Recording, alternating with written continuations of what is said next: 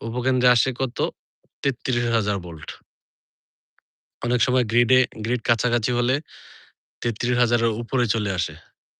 তখন এসে যদি 11 কেভিতে ৩৩,০০০ থেকে 11 কেভিতে ঢুকে ওই পাওয়ার ট্রান্সফর্মার দ্বারা আমরা এটারে কি বলে?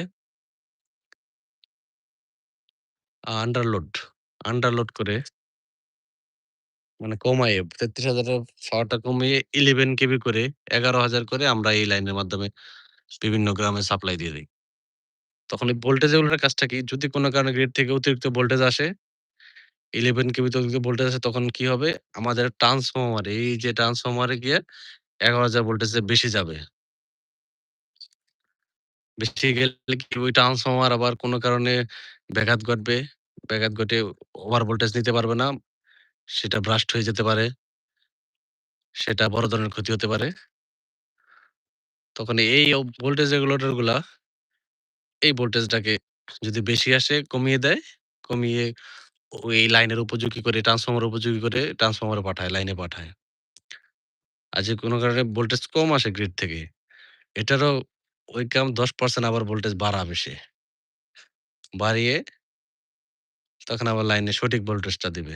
যাতে ভোল্টেজ কম গিয়েও যাতে আপনাদের বৈদ্যুতিক সরঞ্জামগুলা ক্ষতি না হয় ঘরে। ফ্রিজ, টিভি ভোল্টেজ কম গেলে কিন্তু ওখানে ক্ষতি হয়ে যায় মালামালের। ফ্রিজগুলা নষ্ট হয়ে যায়, টিভি গুলা নষ্ট হয়ে যায়।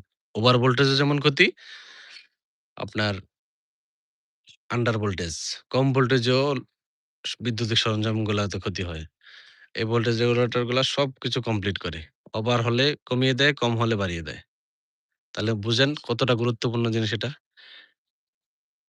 বিদ্যুৎ তো কম বেশি পাবোই। কিন্তু এই বিদ্যুৎটা যদি সঠিকভাবে ঘরে না যায়, গিয়ে যদি আমাদের দুর্ঘটনারই কারণ হয় তাহলে তো বিদ্যুৎ দিয়ে লাভ নেই। তাহলে এই ট্রান্সফর্মার গুলা কতটা গুরুত্বপূর্ণ দায়িত্ব পালন করে যে সঠিকভাবে বিদ্যুৎটা ঘরে পৌঁছানোর জন্য। যাতে আমাদের বড় ধরনের ক্ষতি না হয় আর্থিকভাবে, দৈহিকভাবে আমরা যাতে বড় ধরনের ক্ষতির মধ্যে না পড়ি, সেটা কন্ট্রোল করে এই ভোল্টেজ রেগুলেটর। এদিকে আছে ৬ টা, ওই পাশে আছে ৩ টা।